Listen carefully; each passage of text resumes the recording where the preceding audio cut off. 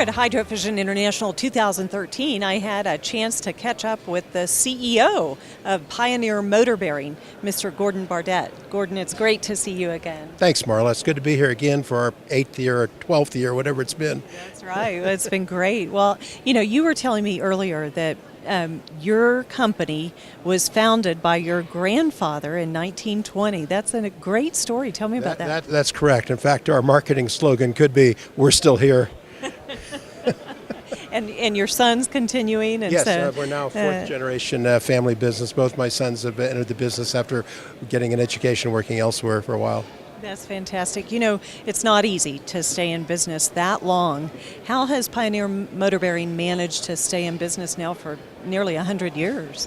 Well, I think if I could attribute to any one thing, it's beginning with my grandfather being customer-focused long before any business school ever used that term.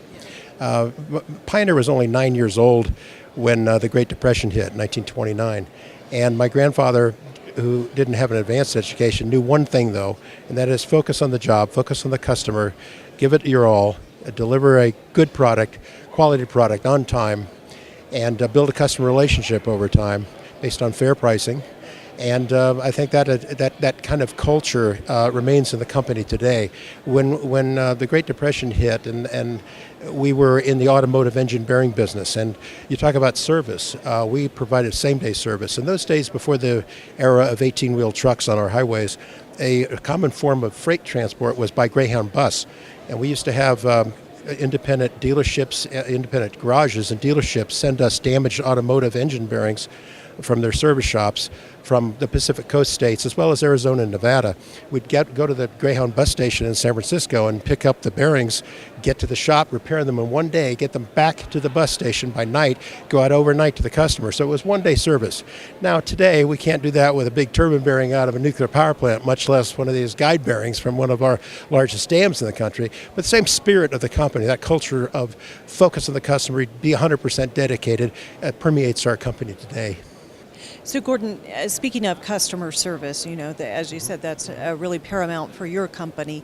What do you see that really differentiates your company with regard to, as a hydroelectric bearing company, with regard to customer service? That's a good question. I think fundamentally bringing our engineering expertise, know-how, and vast experience to the market as a rapid response engineering service, custom engineering service, is what differentiates us in the marketplace from a lot of bearing companies. There just aren't that many companies out there like us that provide a full spectrum of bearing related services, from manufacturing, of course, repair and service, to most fundamentally the engineering problem solving, custom design solution business.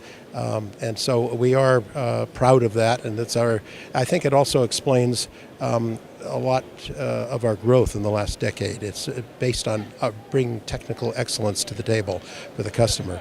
We appreciate, and as all OEMs know and the end users know, in our fleet of older existing equipment today in the United States, either the owner's requirements for those machines change or the dynamic behavior of the machine can change. And we feel that through, and we know from experience that by modifying the bearings, we can help the machine run smoother and reduce special maintenance and perhaps reduce restrictive operations. And we can prolong the life of the machine by improving the bearing systems in the machine. And that, I think that very much differentiates ourselves from a lot of the bearing companies. One thing I'd be curious about is the size limit that you, what size plants, what size machines are you maximizing on? Well, we are a funny company because we started with a little automotive engine bearings, and today the maximum size we can centrifugally cast today in our casting department is 127-inch OD, and a bearing weighing 24 tons. So it's quite a historical change there over time. We have designed and built very large thrust and guide bearings. The largest thrust bearing assemblies we've designed ourselves and built will support loads up to 2 million pounds.